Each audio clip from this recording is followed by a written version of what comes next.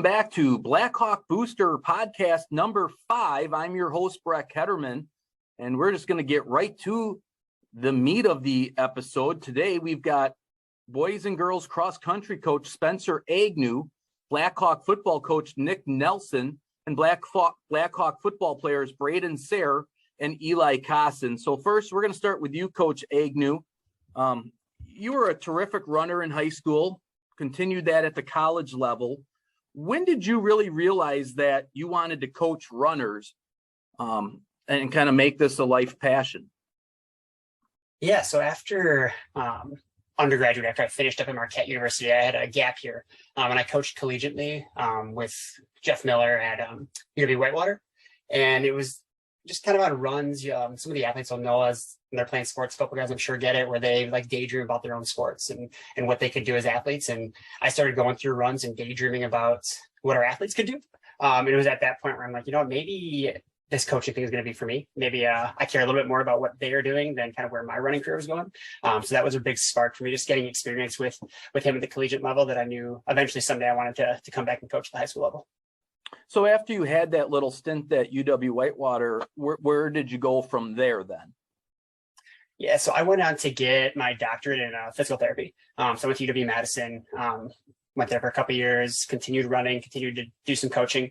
And then I'm a practicing physical therapist and run coach. You took over from longtime cross-country coach Chick Westby, who really built this program up over the decades. First question, how daunting was it to step in his shoes to take over a program? Honestly, it was something I had dreamed of since that moment came of like, okay, I know I want to get into coaching. It was, I couldn't think of a better place to start than back home with Fort Atkinson, trying to continue to progress what Coach Westby has done. He's left a legacy on Fort Atkinson cross country. He's created a family, and now we just get a chance to kind of put our spin on it and keep that flourishing. Every coach kind of tries to put their spin on a program once they become a head coach. What are you looking to do to kind of implement the Spencer Agnew mark in boys and girls cross country? Yeah, so this year we really started, our theme this year is limitless. So every year Coach Westby started doing a theme, and I'm kind of like that motivational, inspirational type individual. So the big thing I want to do is I want to get these kids to believe in anything that's possible. So we've had some kids in the past that have felt like kind of self-limiting. And we really started to see some things in the spring unravel where they started to get some belief in themselves and what they can do. And the capacity that they have as an athlete and an individual is endless. So getting kids to believe in that and believe in what they can do now and going forward is the big thing we're pushing for. And finally, you've got Mary Warden at the girls, Ben Stricker leading the way for the boys, respectively. But each squad has some pretty great runners that can push them. Talk a little bit about those guys and girls. Yeah, so we've got a younger team underneath those individuals, and it's really nice to see, okay, we've got like the people that are out front pushing the pace, but a lot of other individuals that are going to be kind of taking over that as the years go on. So Caitlin Burke is one of our leaders, senior on the girls side, and she's done a great job just from a leadership standpoint of helping the younger individuals move forward. Ava Lurquin is a new individual. She's really starting to come into her own. Annalisa Boschart's running great. On the boys side, Anthony Hendershon is really putting things together as a senior and just continuing to see progressions. And then Giovanni Monte is one of the stories that every coach dreams of. He's an individual who a couple of years ago was running 20 plus minutes in the 5K. And now he's going to break 18 minutes. He's a 17-minute guy here pretty soon, and just cracking on that door of being an all conference, performing well at the sectional meet, and that development and progression that you really want to see from your athletes. Sounds great. Couple of quick questions before we let you go, Coach Agnew. If you could be a professional in any sport besides track or cross country, what would you choose? Basketball, 100%. Would you be like would you be kind of like a little razzle dazzle kind of guard, or like you want to Steve Nash? People? Steve Nash is my favorite player, so I would want to be like Steve Nash, just be able to dish out the dimes, pop up from three whenever I could. I don't need to be dunking or anything like that, but just putting on a show on the court. And finally, what's your favorite city you visited? Oh man, I know so I'd say just from a track. Yeah, so just most of the places I've been just traveling for track and field trips. I would say Eugene, Oregon, just from the track atmosphere. That was probably the coolest place I've ever been. Running at Hayward Field and just being in a place where people think track is cool. we don't get that a lot in the Midwest. So to go someplace where people love track and cross country as much as I do, it's pretty fun. Sounds good, Coach Agnew. Good luck, and we'll talk to you later on in the season. Thank you. That was Blackhawk cross country coach Spencer Agnew, former fantastic athlete as a Blackhawk, and then went to Marquette, as he mentioned, as his undergraduate. So we appreciate him taking the time. We're going to switch gears now and go to football and talk to Blackhawk head coach Nick Nelson. And Coach, it was a tough one last Friday, and a loss in overtime against an improved Stoughton team. Let's first talk about, in the game of football, there's lots of decisions being made by the coaching staff throughout the whole game. It's kind of a chess game. You know, you do some plays in the first quarter to try to set up some things late in the game. Walk us through a little bit the chess game using the fourth and 5 late in the game. What were some of your thoughts? There's obviously pros and cons for kicking the field goal or for going with it. As a head coach, what are some of the things you are looking at and your staff's looking at to make those decisions? Well, at that time, there was a little over 3 minutes left in the game. Both teams had all 3 timeouts. So we knew, okay, that there's a lot of time left, especially if you start running your 2-minute drill and guys are able to get out of bounds. I didn't look at that as that this was the end of the game or our last possession. I felt like our offense was moving the ball. They had not stopped us in the second half. Felt confident in our guys, felt confident in the play calling, felt confident in our defense. When our guys knew, okay, they're going to have to pass, we defended it very well. They got us the ball back. So I didn't look at it as that was the last opportunity. I wanted to make sure that we had the best opportunity going forward. You know, and that's a great answer. You know, a lot of times people look at this and being like, well, you know, it's a do or die situation. But as you mentioned, plenty of time left on the clock. And once you kind of got into overtime, unfortunately, you know, they had a couple of big plays and then the fumble at the end. What did you tell the guys after the game, if you want to share that? I don't want to share too much because it's a pretty personal time for the team. What I told them, one of the things I told them is that we're defined by our attitudes and our effort, and they could not have given a better effort Friday night, and their attitude Saturday morning, turning the page, moving on to Portage was quite admirable.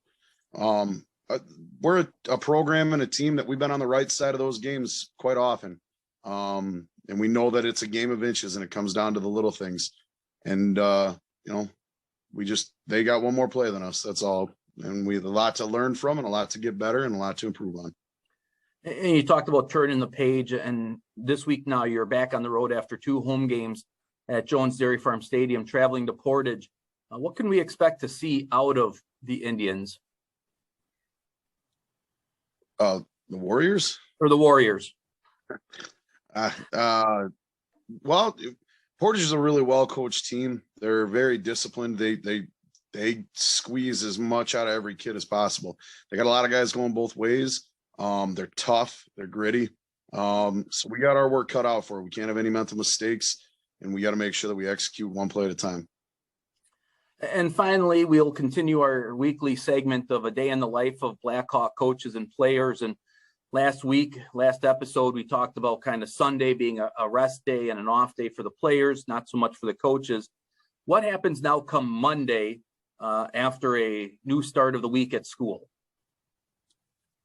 Mondays are a little long day because we have our staff meetings after school from 3:30 to 4:30. During that time, any player that's not currently in advanced weights, they will get their Monday afternoon lift. If they are in advanced weights, they might be able to get some extra skill work done outside with the assistant coaches who are not teachers in Fort Atkinson. And it can lead to a little bit of a longer practice. Now, yesterday, with all the rain that we had, we were able to really just take a minute, reflect, and watch a lot of film. We don't get to watch a ton as a team, not back like when I was playing or where you were playing, Brett, where the whole team would kind of sit in a classroom and the coach would go over every play. We're able to watch a lot of things virtually, and kids are responsible to do that on their own. But with the weather and the conditions outside, we took advantage of it and watched film together, offense, defense, and special teams, to make sure that, guys could reflect, they can improve, they can see some of the different things that, make the difference, those little things that we talked about.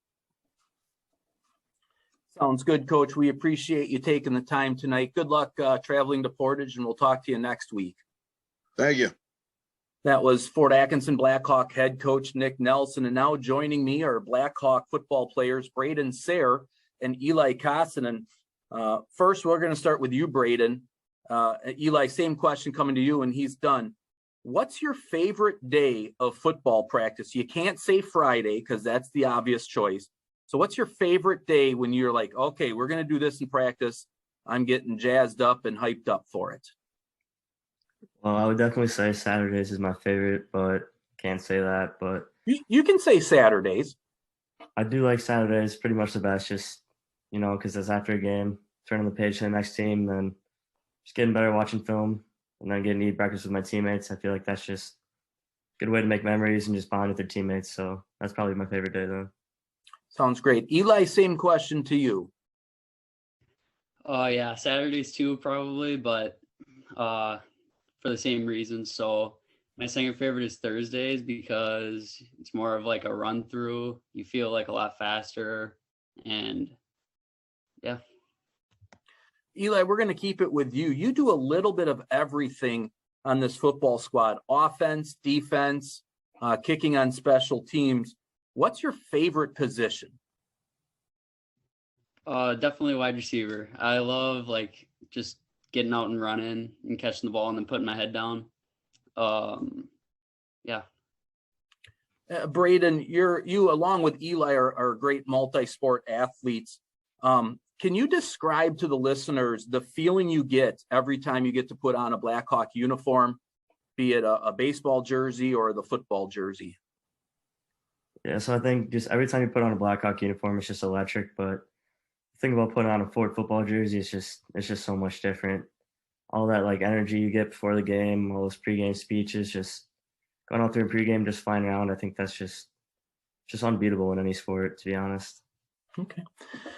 Eli is one of the top wide receivers. Braeden is one of the top defensive backs. When the number one units are going against each other in practice, who gets the better of each other? We'll start with you, Braeden, and we'll have Coach Nelson I won't let him be the deciding factor, but Braeden, who gets the better of it between you and Eli?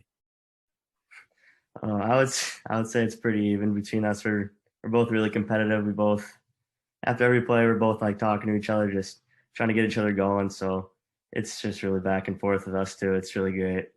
He makes me such when he's running routes, he just makes me such a better defender because he wants to go 100% just to beat me. So it's really good between us. So Eli, do you get to beat him more than he beats you? Yeah, I think so. I think I disagree with Braeden, but yeah, he makes me a lot better. He one of the things he says is he talks to me after the plays, he gets me going, and he definitely makes me a lot better. I think we definitely make each other a lot better, and it really helps us going against each other every day. Sounds great. Now a couple of speed round questions for all three of you, and we'll start with you, Coach Nelson. If you could be a professional in any sport besides football, what would it be? We occasionally have talked about this with buddies and stuff, and it's being just the 3-point specialist coming off the bench. That'd be a pretty good job, or the closer or the middle relief guy in baseball, where it's not really just go out there and throw it as hard as you can. But I was actually talking to Coach Shoup about it earlier today, and I wish that I would have played a little high school golf to get some coaching on it and been at least halfway decent now as an adult. You can golf until, you're an old man. So I wish if I could be a professional doing anything, I think being outside, walking the beautiful courses, putting, chipping, driving. I think that would be pretty sweet. Braeden and Eli, a little different question. If you could play any position in football besides the one you do, what would you play? Braeden? I'd definitely have to say running back. It's kind of always something I dreamed of. Obviously, I'm not, kind of built for running back, but I've always dreamed of just playing running back, just being able to run over people and just scoring touchdowns. So definitely running back. Eli, your choices are a little bit slimmer because of everything you play, but what position would you play that you don't, if you could dream? I would say QE. I feel like I would like being, like the field general and like being able to sling the ball around like Dane or Rocco. But yeah. All right. Favorite? Neither one of them said lineman, Brett. Nothing wrong with lineman, boys. It's, they know how demanding it is. I think that's where they're choosing what they choose. They're choosing the limelight besides the grit and dirty. So can't blame them though. I really can't blame them. Coach Nelson, favorite movie of all time? That's a tough one. Love Saving Private Ryan. But I think I'm probably more of a comedy fan. Probably go with Anchorman, Will Ferrell. All right. Braeden, same question to you. Favorite movie? Ooh, it's either probably Sandlot or The Benchwarmers. Those are two favorite movies of mine. Not surprised you went with a baseball movie. Eli? I was going to say the same exact thing, either Benchwarmers or Sandlot. Both classics. I guess whoever wins in practice gets to be the winner of which of those movies are their favorites. The other one has to take the other one. And finally, Coach Nelson, favorite city you've ever been to? I've been fortunate to visit San Antonio a couple times, and it's always been really, really nice. The Riverwalk's kind of a tourist attraction. Texas is a pretty awesome state, and yeah, I'd say that one's pretty good. Braeden? I'd probably say Nashville, just because I've never actually been to Tennessee or something like that, and just driving down there, just seeing all the landscape and all that stuff, and then coming to Nashville, it's just a really cool city to be in. And Eli? I would say Pensacola in Florida. My grandparents live down there, and yeah, we go down there every year. It's pretty nice, all the beaches and stuff. So do you and your brother have battles on the sand as far as being best receiver down there? No. All right. One last final question, since each of you guys talked about the Saturday meals. What's your favorite thing you've had so far on those Saturday team meals? Coach Nelson? Big staple on the Saturday meals is always the cheesy potatoes. Robert Wildenauer's mom, she makes a really, really delicious cheesy potatoes, and doesn't matter what the main course is, as long as the cheesy potatoes there at the end of the line, that you're going to be eating good. Sounds good. Braeden? Well, I have to say last week we had chocolate chip pancakes. Those are pretty good. And then obviously, like Coach Nelson said, cheesy potatoes every week are always just the best thing there. So, all right. And Eli? I'd have to say the biscuits and gravy from Good to Go. We haven't had them yet this year, but last year we had them, and yeah. But also the cheesy potatoes are always a go-to. They're really good. If anything, I'll give Braeden and Eli credit. They're going to agree with Coach to kind of earn some favor. So good job, fellas, in that. I do appreciate you guys taking time. You guys are free to go whenever. Coach Nelson, good luck Friday. Braeden and Eli, thanks for joining us, and good luck as well. Thanks, Brett. Yeah, thank you. Well, and now we'll turn to the portion of the podcast where we kind of recap some games, and it's been a while. Last Wednesday, boys soccer lost a tough match to Madison Edgewood 2-1. Along with boys volleyball, they dropped 25-23, 25-15, 25-12, and 15-9 against Madison West in Big 8 play. Luke Murphy, 6 kills. Cam Hagenson, 7 assists, 9 digs. And then when you go to Thursday, look at girls volleyball. They won 3-1 against Watertown, 25-18, 25-18, 25-27 before coming out 26-24. And Coach Agnew's cross-country squad was in action on Thursday. Mary Warden took 5th place out of 151 girls with a time of 19:07. Caitlin Burke with 22 minutes, 24 seconds, and Annalise Beauchart, 23:35. On the boys' side, Ben Stricker took 8th place, finishing with a time of 16 minutes and 18 seconds, along with Anthony Henrichon, 18 minutes flat, and Giovanni Monti, 18:22, leading the way for a successful meet for the boys and girls cross-country squad. As we mentioned on Friday, the football team lost a tough one in overtime, 28-21. Dane Brose ended up with 156 yards in the air, 63 yards rushing before he got hurt. Mason Dressler, a career high, 113 yards on 19 carries. Eli Cosson led the team in catches with 7 for 68 yards. Jack Opperman, 3 catches for 31 yards, and Will Chapman, 3 catches for 25. And on the defensive end, Enrique Adi, 8 tackles, Tyler Hartman, 6, and Braeden Sayre, 3.5 tackles, leading the way for the Blackhawk defense.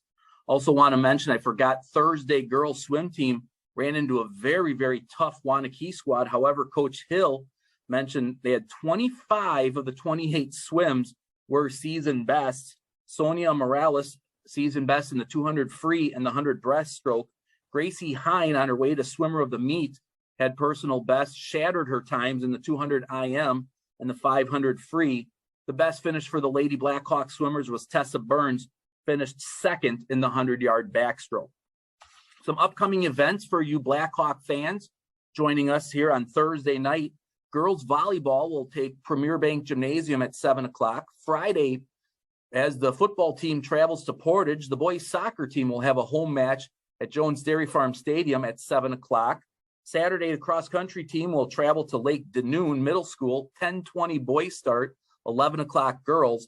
And then Tuesday, back in Fort Atkinson, boys volleyball, 7 o'clock first serve, and boys soccer, 7 o'clock tip-off. Thursday, September 22nd, girls volleyball will hit the court at 7 o'clock as well. Don't forget, Sunday, September 25th, the Booster Club, after a very successful tailgate party last Friday, will be holding a bags tournament at Rock River Lanes. More information on how to sign up can be found on the Facebook page, Blackhawk Boosters. I heard it's a great chance to see if you can hit more bullseyes than Brian Comer can that day. So get your team together, sign up. It's a great cause, a great fun activity at Rock River Lanes on Sunday, September 25th. Well, for my fellow podcasters tonight, Spencer Agnew, the boys and girls Blackhawk cross-country coach, along with Nick Nelson, the Blackhawk football coach, along with football players Braeden Sayre, Eli Cosson, and our producer, Mike Opperman. I'm Brett Ketterman. Have a great rest of your week. We'll talk.